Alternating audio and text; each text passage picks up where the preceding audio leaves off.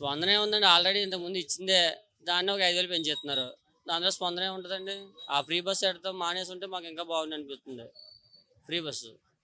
ఆ free bus పెట్టడం వల్ల ఆటో సోదరులందరికీ చాలా నష్టం జరిగిందండి. మీకు తెలియనిదేముందండి? ఆటోలు ఎవరు ఎక్కట్లేదు. ఆల్రెడీ నేను ఆటో అమ్మేసానండి. ఆటో అమ్మేసి స్కూటీ కొనుక్కున్నానండి. స్కూటీ కొనుక్కొని ర్యాపిడోలో పెట్టుకున్నాను. రోజుకి ఒక 5, 600 వస్తున్నాయండి అందులో. ఈ ఆటో మీద అదే బాగుందండి. ఇంకా ఈ చంద్రబాబు నాయుడు గారు ఈ పథకం పెట్టిన తర్వాత ఆటోలు చాలా మట్టుకు అమ్మేసుకున్నారండి జనాలు. అమ్మేసుకుని టాపీ పనికో, బంటా పనికో, లేకపోతే ఏదైనా చెప్పుల షాప్‌లోకో, బట్టల షాప్‌లోకో పని చేయడానికి వెళ్ళిపోతున్నారండి. చేతిలో పనుండి కూడా ఏదో ఏదో పని లేనోళ్ళు, చేతిలో విద్య లేనోళ్ళు ఎళ్తారు చూడండి.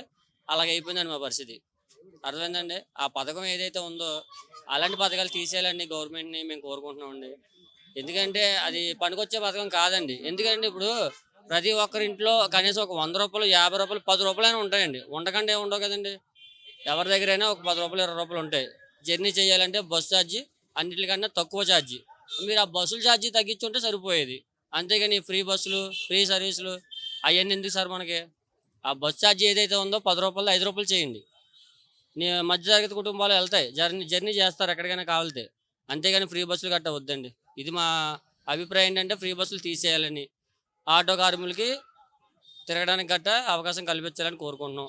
మీరు ఈ అమ్మఒళ్ళు ఈ లేతే ఆటోకేస్తే మీరు 15,000 ఇయన్నీ కాదు సార్ మాకు కావాల్సినయి.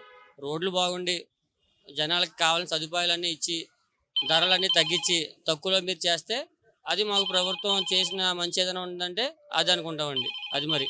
దీన్ని బట్టి దీని మీద ప్రభుత్వం స్పందించాలని మేము కోరుకుంటున్నాం.